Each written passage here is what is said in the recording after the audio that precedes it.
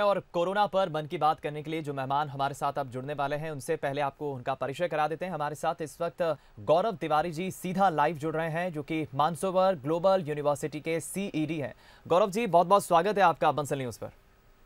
Thank you Deepak ji. Gaurav ji, जाहिर है कि अभी इस संकट के दौर में तमाम हम अलग अलग पर्यावरणविद हो, शिक्षाविद हो, राजनेता हो, तमाम हम अलग अलग लोगों से बातचीत करके, संवाद स्थापित करके अलग अलग ये जानने की कोशिश कर रहे हैं सवालों के जरिए कि आखिर इस संकट के दौर में कैसे वो चीज़ें डील कर रहे हैं, हालातों के साथ कैसे समय बिता रहे हैं। तो सबसे पहले तो मैं यही जानना चाहूँगा गौरव जी, आपका इस संकट के दौर में, लॉकडाउन के वक्त कैसे व्यक्तिगत समय बीत रहा है?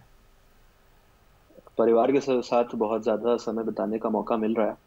उसके अलावा क्योंकि ऑनलाइन क्लासेस वगैरह चला रहे हैं, तो उसमें भी ये प्रयास चल रहा है कि उसको सही से कर सके, तो उसका थोड़ा बहुत कोऑर्डिनेशन रहता है। पर ज़्यादा समय परिवार के साथ बीत रहा है। कुछ अच्छी किताबें पढ़ने का मौका मिल रहा है, कुछ अच्छे शोज ऑनलाइन देखने का मौका मिल रहा है। और बाकी कोशिश कर रहा हूँ कि समाज में कुछ ऐसे लोग जो हैं जिनको खाने की व्यवस्था नहीं हो पा रही है, जो थोड़े अंडर प्रिविलेज्ड हैं, उनकी भी कहीं से जानकारी मिल रही है, तो उन तक भी राशन पानी पहुंचाने का प्रयास पूरी तरह से हम लोग मानसरोवर परिवार और मैं, मेरा परिवार कर रहे हैं। चलिए, ये बहुत अच्छी बात है कि आप समाज सेवा में भी जो ज़रूरतमंद है उनकी भी मदद कर रहे हैं। गौरव जी, जाहिर है कि एक चीज़ जो अलग अलग लोगों से बातचीत करके मैंने निकाली है, वो मैं देख रहा हूँ कि वर्क फ्रॉम होम जो पैटर्न है इस वक्त काफ़ी चल रहा है। ऑनलाइन क्लासेस चल रही हैं, स्मार्ट क्लासेस चल रही है। मानसरोवर ग्रुप जो है ग्लोबल यूनिवर्सिटी, स्टूडेंट्स के लिए किस तरह से ये ऑनलाइन क्लासेस कंडक्ट करा रहा है? वर्क फ्रॉम होम के तहत ये ऑनलाइन क्लासेस, स्मार्ट क्लासेस कैसे संभव हो पा रहा है, इसके बारे में ज़रा बताइए। देखिए, ये संभव हो पा रहा है हमारे टीचर्स के कोऑर्डिनेशन और उनके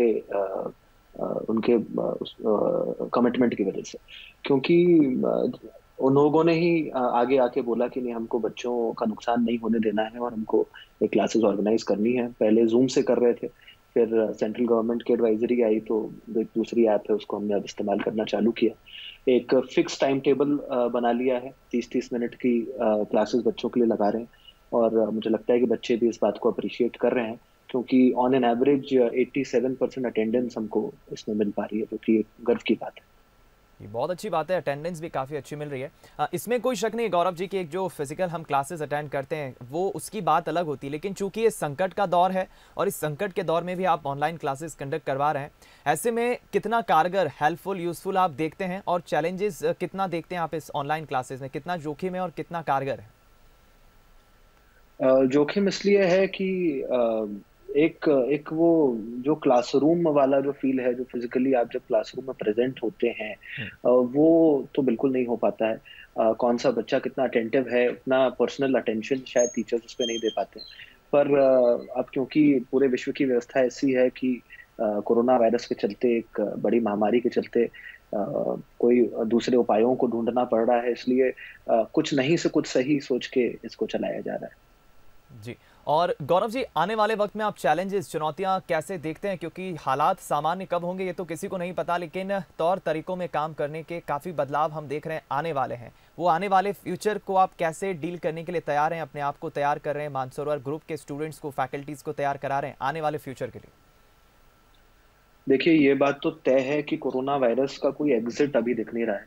पूरे विश्व में इस पे काम चल रहा है, वैक्सीन बनाने का प्रयास हो रहा है, दवाइयां बनाने का प्रयास हो रहा है, परंतु कोई एग्जिट नहीं दिख रहा है। हम लोग यही उम्मीद कर सकते हैं कि म्यूटेट होके कॉमन फ्लू की तरह हो जाए और उतना नुकसान ना करे, उसका मोर्टालिटी रेट कम हो जाए। परंतु इसमें भी हमको कम से कम नहीं तो 1 डेढ़ 2 साल तक, जैसा कि एक्सपर्ट्स अलग अलग फोरम्स भी बोलते हैं, सोशल डिस्टेंसिंग प्रोटोकॉल्स को फॉलो करना पड़ेगा, हमको सैनिटाइजेशन पे ध्यान देना पड़ेगा।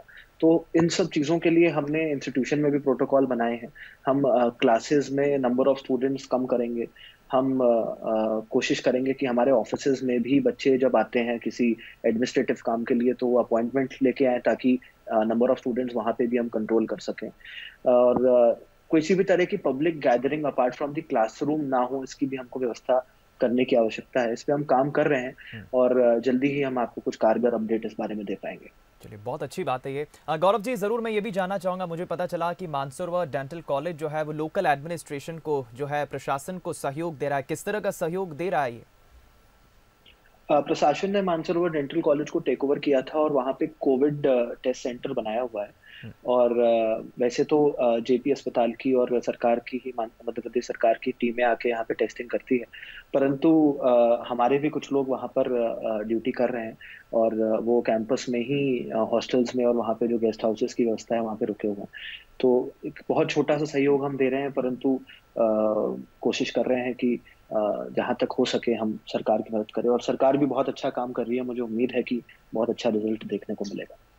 चलिए गौरव जी, एक आखिरी सवाल मेरा रहेगा, उसके बाद कंक्लूड करूंगा बातचीत को। आखिर क्या मैसेज आप तमाम उन दर्शकों को देंगे जो इस वक्त टेलीविजन पर आपको देख रहे हैं, मानसरोवर ग्रुप के तमाम उन स्टूडेंट्स को और डॉक्टर्स, पुलिसकर्मी जो इस वक्त दिन रात ड्यूटी कर रहे हैं, तमाम उन लोगों को क्या मैसेज देंगे आप अपनी तरफ से? देखिए, मैसेज तो मेरे ख्याल से दो सबसे इम्पोर्टेंट है। पहला है कि घर रहें, सुखी रहें, सेफ रहें, बहुत जरूरी। और दूसरी बात यह है कि लोग क्योंकि अपनी रेगुलर रूटीन को फॉलो नहीं कर पा रहे हैं, तो मैं अपने आसपास, अपने मित्रों में, अपने परिवारजनों में, अपने स्टूडेंट्स में जो मेरे संपर्क में हैं, उनमें पा रहा हूँ कि बहुत ज्यादा मेंटल स्ट्रेस में है। तो हमें अपनी मानसिक स्थिति को भी बहुत ठीक रखने की आवश्यकता है, क्योंकि घर में बंद रहकर और जो जो मानसिक तनाव हो रहा है लोगों को, मुझे लगता है कि उसको मैनेज करने की बहुत आवश्यकता है। और इसके प्रति आप जैसे बड़े मीडिया ग्रुप्स को भी कुछ प्रयास करने चाहिए कि आप, आई एम श्योर कर भी रहे होंगे, परंतु कि बच्चों को और लोगों को किस तरह से मानसिक रूप से शांत रखा जाए, किस तरह से उनको सुखी रखा जाए, इस बारे में हम सबको प्रयास करने की बहुत आवश्यकता है।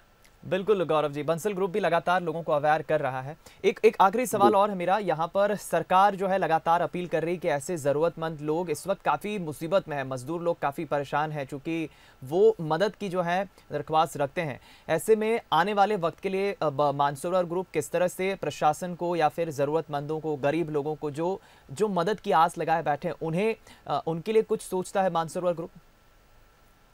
अभी मानसरोवर समूह के सभी एम्प्लॉयज ने इकट्ठा करके करीब 4 लाख रुपए का फंड इकट्ठा किया है, और एक दो दिन में हम उसको सीएम रिलीफ फंड में जमा करवाने वाले हैं। वो तो एक बहुत छोटा सा पहला स्टेप था। उसके अलावा जमीनी स्तर पे सेवा भारती करके एक संस्था है, जो कि एक बड़ी राष्ट्रीय संस्था है, और उनके माध्यम से हम लोगों ने करीब 100 परिवारों को अभी तक 15-20 दिन का राशन पानी पहुंचाया है। और भी हम कोशिश कर रहे हैं कि ऐसे ही अंडर प्रिविलेज्ड परिवार जो हैं, या जो दिहाड़ी मजदूरी करते हैं, या जो बाहर दूसरे प्रदेशों से आके यहाँ पे टेम्परेली काम के लिए बसे थे और यहाँ फंस गए हैं, ऐसे लोगों को आइडेंटिफाई करें और इन तक बेसिक मूलभूत सुविधाएं, राशन और इस तरह की व्यवस्था इनको कराएं, ताकि इनका जीवन यापन, मैं समझता हूँ क्वालिटी ऑफ लाइफ तो बहुत अच्छी नहीं हो सकती, पर कम से कम एक एवरेज क्वालिटी ऑफ लाइफ इनको मिल सके। चलिए, मुझे बहुत अच्छा लगा गौरव जी आपसे बातचीत करके, और जानकर भी खुशी हुई कि मानसरोवर ग्रुप इस कठिनाई के दौर में, संकट के दौर में ऐसे लोगों की मदद भी कर रहा है। बहुत बहुत शुक्रिया आपका गौरव जी बातचीत करने के लिए। बहुत धन्यवाद, बहुत नमस्कार।